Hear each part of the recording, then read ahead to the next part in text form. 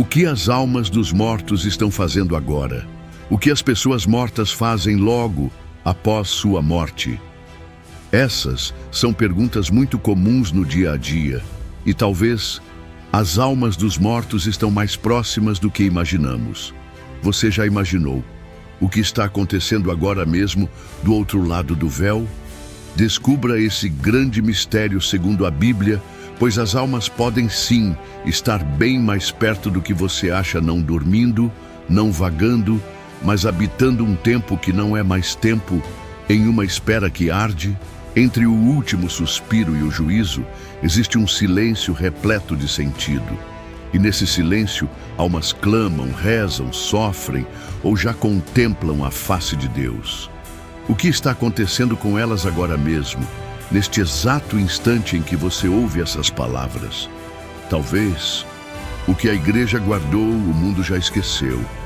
Neste vídeo, vamos entrar num território sagrado, revelar o que os santos viram, ouvir o que a tradição proclamou em voz baixa e descobrir com os olhos da fé onde estão os mortos. E porque isso muda tudo sobre a forma como vivemos.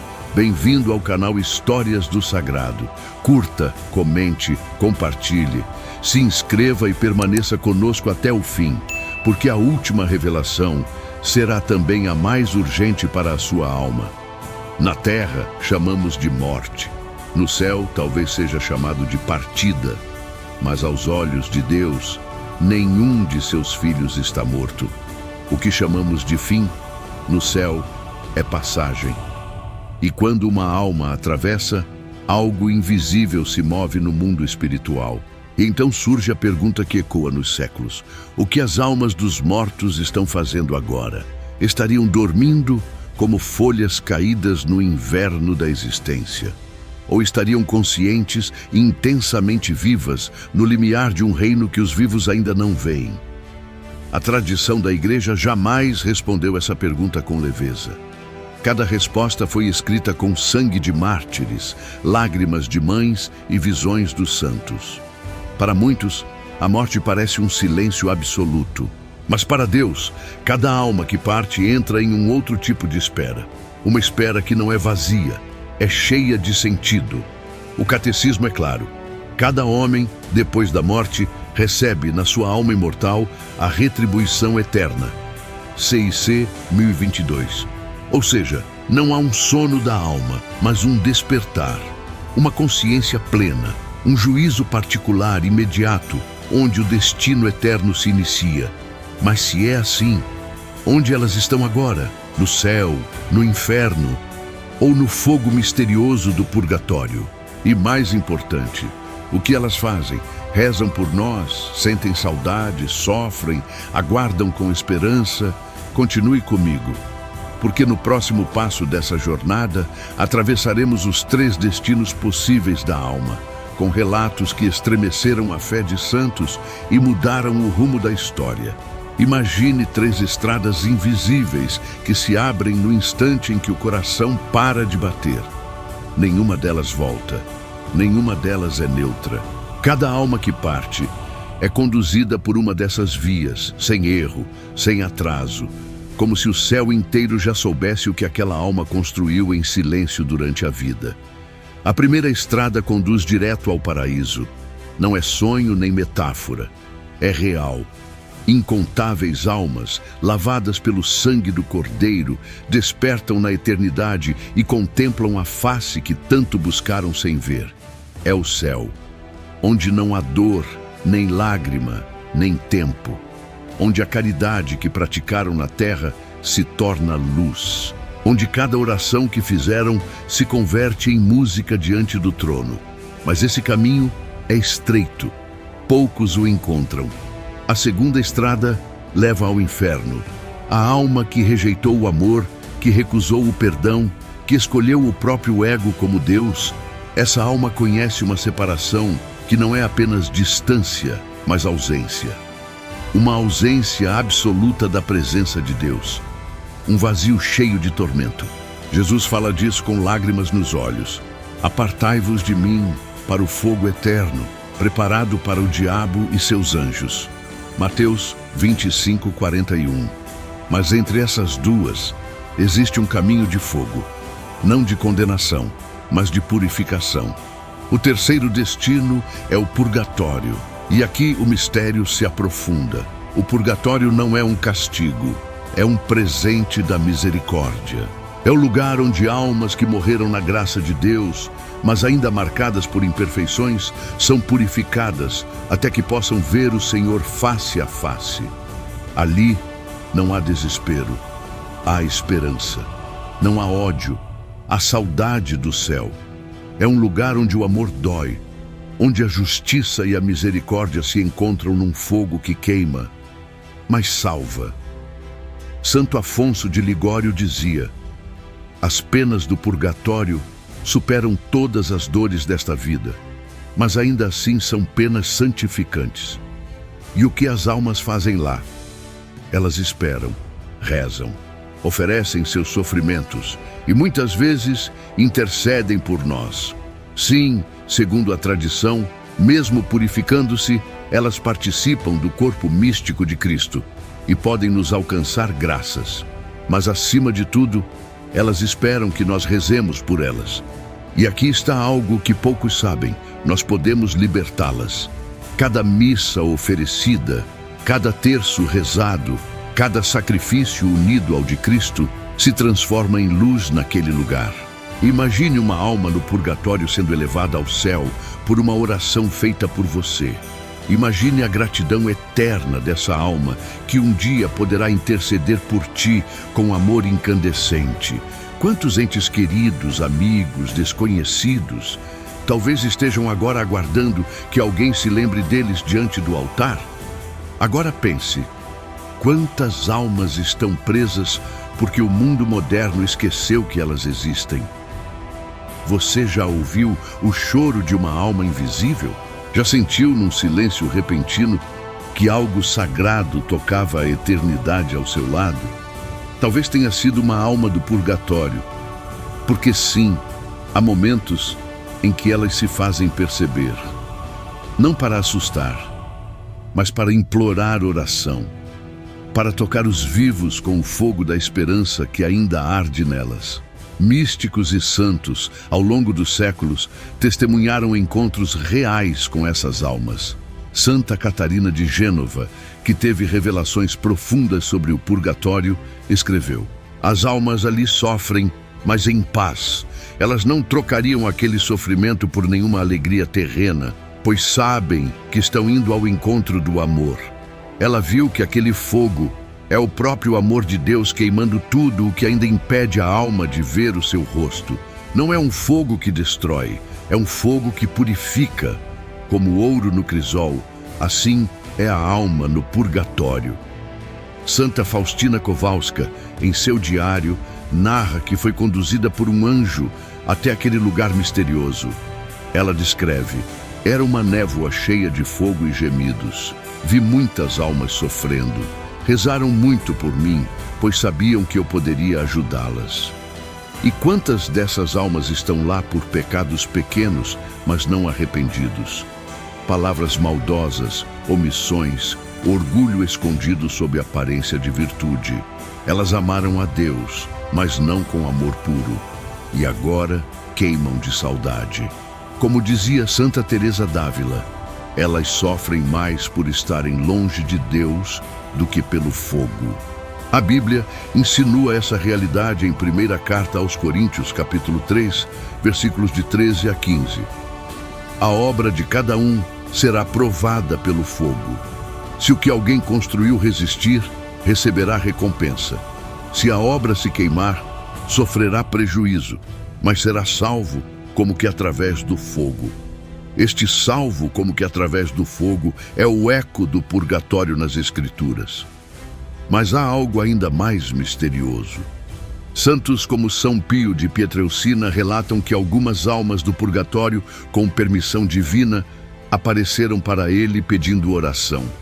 Ele dizia que essas almas têm uma missão: nos lembrar que a eternidade está acontecendo agora e que o céu se move com nossas escolhas. Imagine isso, uma alma que você nunca conheceu. Talvez agora sussurre o seu nome diante de Deus, só porque você rezou 1/3 por ela. Talvez, na eternidade, você será recebido por uma multidão de rostos desconhecidos que sorrirão e dirão: você me ajudou a chegar aqui. E se o purgatório é um lugar de esperança, por que temos tanto medo de pensar nele? Porque esquecemos que o verdadeiro terror não é o sofrimento. O verdadeiro terror é morrer sem amor, sem arrependimento, sem ter amado a Deus sobre todas as coisas. Quantas almas estão no fogo da purificação agora, desejando apenas que alguém diga em voz alta: Senhor, por tua misericórdia, acolhe essa alma. E você já rezou hoje por uma alma esquecida? Há um instante que não pertence mais ao tempo. Um limiar invisível, onde tudo que fomos é colocado diante da verdade. É o momento da morte, mas não como o mundo vê, fria, escura, silenciosa. Para quem tem fé, a morte é encontro, é juízo, é revelação. A tradição da igreja ensina que no exato instante em que a alma se separa do corpo, ela entra na presença de Deus. Chama-se juízo particular. Ali, a alma vê com clareza divina tudo o que viveu, cada escolha, cada palavra, cada intenção. E então, ela compreende, sem desculpas nem máscaras, o que construiu com sua liberdade. O Catecismo da Igreja Católica, no parágrafo 1022, declara: cada homem recebe na sua alma imortal a retribuição eterna, no mesmo momento da sua morte, em um juízo particular que refere sua vida a Cristo, ou passa por uma purificação, ou entra imediatamente na bem-aventurança do céu, ou se condena imediatamente para sempre. Não há segunda chance, não há apelação, mas também não há injustiça. Tudo é visto com amor, um amor que julga com a mesma medida que abraça. Místicos descrevem esse momento como um olhar. Não há tribunal nem palavras. A alma, ao se colocar diante de Deus, vê o que poderia ter sido se tivesse amado mais. E vê também tudo aquilo que fez o coração de Deus sorrir. Há relatos de santos que falam de anjos que conduzem a alma nesse momento. Anjos que caminharam invisíveis durante toda a vida do homem, que guardaram suas lágrimas, suas orações, seus atos de caridade. E agora os apresentam como flores diante do trono. São João Bosco narra, em um de seus sonhos místicos, o instante em que a alma se encontra com o anjo da guarda e com o acusador. Ali, diz ele, cada pensamento é pesado, cada intenção é revelada. Mas para aquele que viveu com humildade e fé, a misericórdia triunfa. A Escritura também aponta para esse momento de clareza eterna.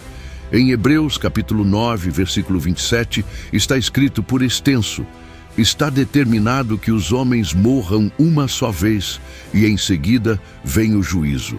É uma linha reta, sem retorno. Mas não precisa ser um susto.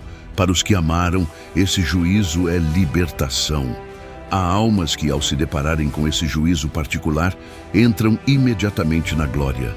São os santos ocultos, os que viveram para os outros, que ofereceram suas dores com amor, que perdoaram no silêncio. Para esses, a morte é como uma porta que se abre, direto na luz. Outras almas, ao perceberem que ainda não estão prontas para contemplar a face do Eterno, aceitam com amor a purificação e seguem para o purgatório, não com medo, mas com esperança. Mas há também as almas que recusam o amor, que veem toda a sua vida diante de si, mas não se arrependem, que escolheram o orgulho até o fim. Essas caminham para a separação eterna. E essa é a dor mais trágica. Saber que o céu existia, mas não foi escolhido. Agora, reflita. Se você morresse hoje, o que veria naquele olhar? Quantas vezes ignoramos o essencial, presos à pressa, ao orgulho, ao mundano? E se a morte não for um ladrão, mas um espelho? No próximo passo desta peregrinação, vamos abrir o véu que cobre o céu e contemplar com os olhos dos santos o que as almas salvas vivem agora mesmo na presença do Altíssimo. Imagine um lugar onde o tempo não existe, onde não há dor, nem saudade, nem espera, onde tudo o que a alma sempre buscou, o amor, a verdade, a justiça, o repouso, se torna presença viva. Esse lugar tem um nome que já cantamos, que já desejamos em orações murmuradas no escuro: céu. Mas o que significa estar no céu? O que as almas salvas fazem agora, neste exato momento, diante da face de Deus? A maioria imagina anjos tocando harpas em nuvens, mas os santos viram outra coisa. Eles viram comunhão, viram luz, viram um fogo que não queima, mas consome de amor. Santo Tomás de Aquino ensina que a alma no céu vive o que chama de visão beatífica. A alma vê a Deus tal como Ele é, não com os olhos do corpo, mas com os olhos do Espírito. E esse ver é um êxtase eterno, é um repouso que preenche, é a alegria plena que nenhuma lágrima pode apagar. Em 1ª carta aos Coríntios, capítulo 2, versículo 9, está escrito: o que o olho não viu, o ouvido não ouviu, e o coração do homem jamais imaginou, é o que Deus preparou para aqueles que o amam. As almas salvas vivem essa realidade agora. Elas não dormem, elas não esperam, elas cantam, elas contemplam, elas intercedem. Sim, intercedem, porque no céu a caridade não cessa, ela se intensifica. Os santos, que são almas glorificadas, rezam por nós, sofrem conosco, celebram nossas pequenas vitórias espirituais. É por isso que invocamos São Miguel, Santa Teresinha, São José, porque eles não estão longe, eles vivem em Deus e Deus está próximo. Santa Teresa d'Ávila disse uma vez: o céu não é um lugar, é um estado de alma que vive em Deus. E essa alma respira amor. Imagine agora sua avó, que rezava o terço todos os dias. Seu pai, que morreu com os olhos fixos no crucifixo. Se morreram na graça, eles agora vivem isso. Eles veem o que você ainda não vê. E talvez, neste instante, estejam pedindo a Deus por você. E o mais belo, o céu não é um repouso passivo. As almas lá vivem na plenitude do seu ser. A Igreja ensina que no céu, cada um receberá um grau de glória conforme seu amor vivido na terra. São diferentes brilhos como estrelas, cada uma resplandecendo segundo sua entrega. Em Mateus capítulo 13, versículo 43, Jesus diz: então os justos resplandecerão como o sol no reino de seu Pai. Mas essa luz não é vanglória, é humildade transfigurada, é caridade consumada. As almas no céu não se lembram de si, elas se esquecem em Deus. E há algo mais, elas aguardam, não para mudar seu destino, que já está selado em glória, mas para ver você lá também. Elas desejam o reencontro, o abraço eterno, o fim de toda separação. O céu é mais real que esta terra, e as almas salvas vivem agora uma eternidade sem cansaço, sem peso, sem medo. Vivem no coração que as criou. E talvez, neste momento, alguma delas esteja te ouvindo. Agora, o que dizer das almas que não escolheram Deus? No próximo bloco, desceremos em silêncio ao lugar onde não há mais oração: o inferno. Há um lugar onde Deus não é mais buscado, nem invocado, nem lembrado. Não porque Ele não queira estar ali, mas porque as almas ali não o quiseram. Esse lugar tem um nome temido, mas raramente compreendido: inferno. Muitos evitam falar sobre ele. Acham rude, primitivo, ultrapassado. Mas Jesus falou mais sobre o inferno do que sobre o céu. E não o fez por crueldade, mas por misericórdia, porque advertir é um ato de amor. Avisar é cuidar. Em Mateus capítulo 25, versículo 46, ele diz com clareza: e estes irão para o castigo eterno, enquanto os justos irão para a vida eterna. Note, vida e castigo, ambos eternos. O inferno é real, não é metáfora, não é símbolo, É o estado definitivo da alma que morre em pecado mortal, sem arrependimento, sem amizade com Deus. O Catecismo da Igreja Católica, no parágrafo 1035, afirma por extenso: a doutrina da Igreja afirma a existência do inferno e sua eternidade. As almas dos que morrem em estado de pecado mortal descem imediatamente aos infernos, onde sofrem as penas do inferno, o fogo eterno. A pena principal do inferno é a separação eterna de Deus. A dor do inferno não está apenas no fogo, está na ausência de Deus, ausência de paz, ausência de amor. Os santos que tiveram visões do inferno descreveram algo em comum: o grito da alma separada. São João Bosco, em um de seus sonhos, viu jovens condenados por pequenos pecados alimentados ao longo da vida, nunca confessados, nunca arrependidos. Santa Faustina Kowalska escreveu no seu diário, após uma visão aterradora: hoje fui conduzida pelo anjo ao abismo do inferno. É um lugar de grande tormento. Vi sofrimentos indescritíveis, mas a pior dor de todas era o remorso, a consciência de que Deus existia e que a alma escolheu viver sem Ele. O inferno é a consumação de uma liberdade usada contra o amor. Não é Deus quem condena, é a alma que se fecha. Imagine alguém que viveu dizendo: não preciso de Deus. Na morte, essa pessoa vê a verdade, mas continua negando. Esse é o tormento eterno. Saber que Deus é amor e que esse amor foi rejeitado. Mas há um aspecto que raramente é dito. O inferno começa aqui. Toda vez que escolhemos o egoísmo, a mentira, o desprezo pelo outro. Toda vez que ferimos, omitimos, calamos a consciência. Um fragmento do inferno é plantado na alma. Jesus, em Marcos capítulo 9, versículo 43, adverte com palavras fortes: se tua mão te leva a pecar, corta-a. É melhor entrares na vida com uma só mão do que, tendo as duas, ires para o inferno, para o fogo que nunca se apaga. Ele não está exagerando, está nos salvando, mas mesmo diante dessa realidade, há um fio de luz. Ninguém vai para o inferno por acaso. Toda a alma que lá está, escolheu. Escolheu o orgulho, a indiferença, a recusa da graça. Isso nos leva a uma pergunta que arde: como estamos vivendo hoje? Você já sentiu como se alguém estivesse rezando por você sem que você soubesse? Como se num momento de dor, uma presença silenciosa te sustentasse por dentro? Talvez fosse uma alma do céu, ou alguém no purgatório, intercedendo com o pouco que pode, mas com amor ardente. Porque a morte não separa os que estão unidos em Cristo. Ela transforma a comunhão em eternidade. A Igreja chama isso de comunhão dos santos. Um só corpo, 3 dimensões. A Igreja militante, nós na terra. A Igreja padecente, as almas no purgatório. E a Igreja triunfante, as almas no céu.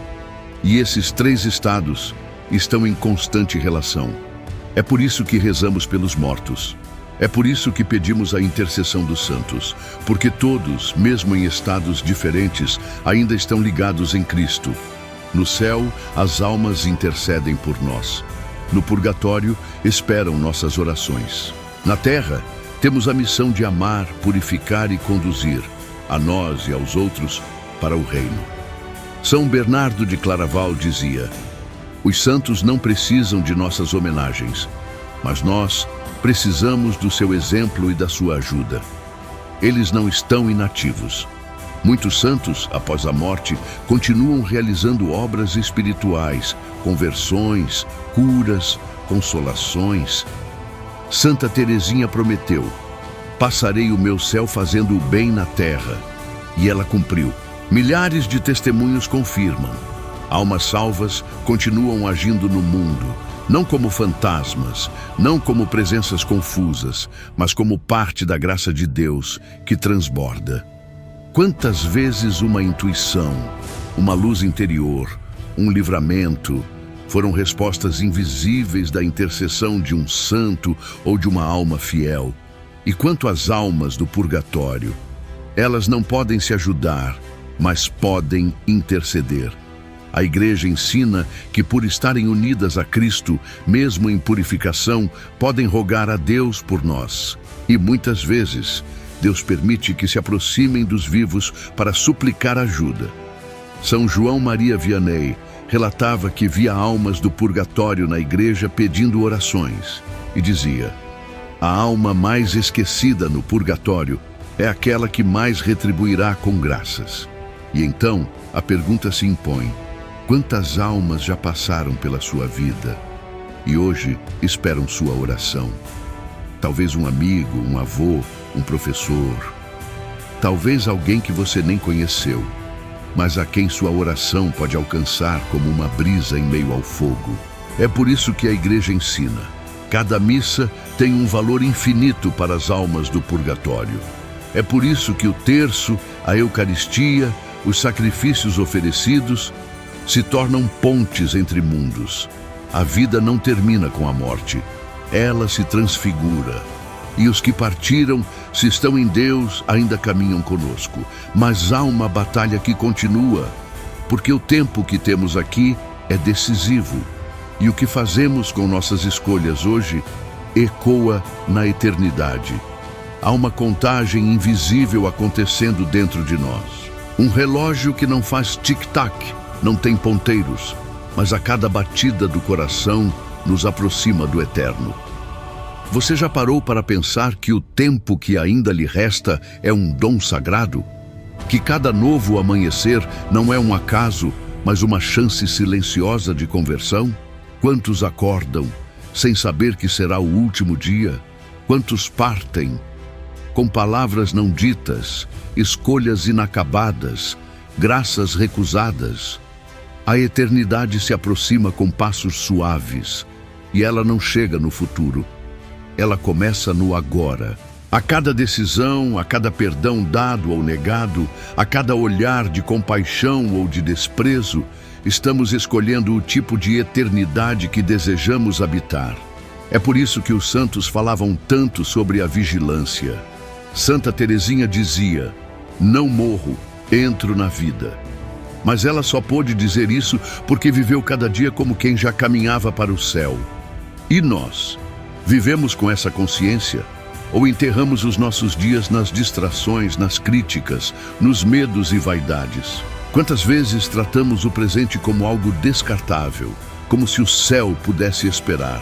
Na carta aos Hebreus, capítulo 3, versículo 15, está escrito por extenso: hoje, se ouvirdes a sua voz, não endureçais os vossos corações. Hoje, não amanhã. A eternidade é construída no instante em que você escolhe amar, servir, perdoar, calar, oferecer. E há algo que esquecemos. Nossos mortos veem isso.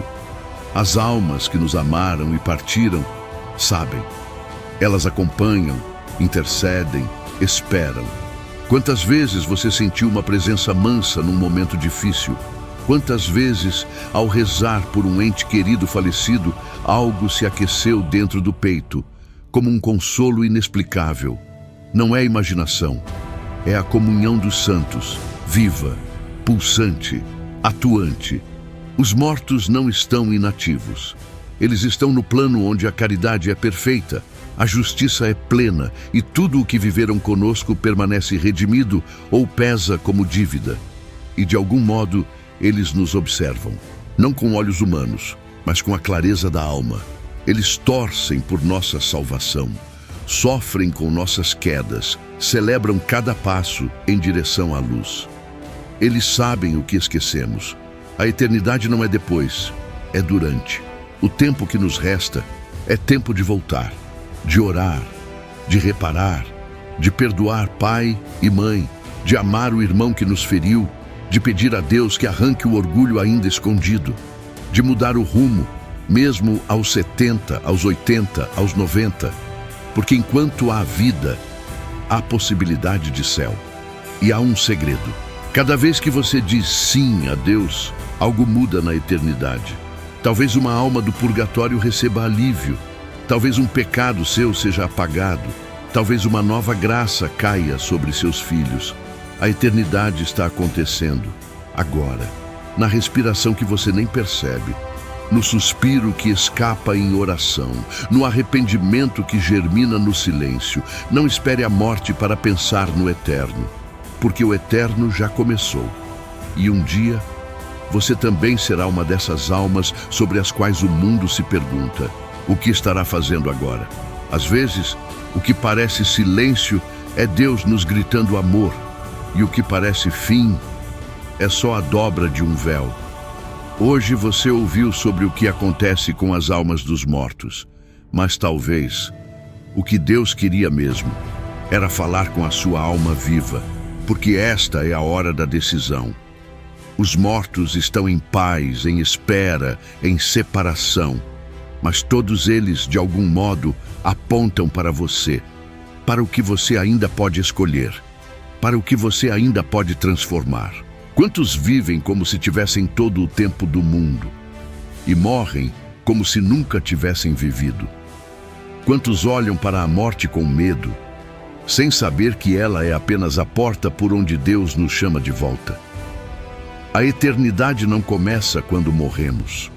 Ela começa quando amamos com todo o coração, quando perdoamos quem não merece, quando dobramos os joelhos no escuro e dizemos: eu creio, Senhor, mas aumenta a minha fé. Hoje, talvez, uma alma do céu tenha sorrido por você. Talvez uma alma do purgatório tenha recebido alívio por sua oração. Ou talvez você mesmo tenha se lembrado de quem realmente é. A vida não é ensaio, é agora. E tudo o que é feito com fé permanece. Se essa mensagem tocou sua alma, comente abaixo: quero viver para o céu. Esse será o seu testemunho silencioso, mas poderoso. E talvez um dia, quando você também atravessar o véu, uma alma te diga: eu cheguei lá, porque você acreditou.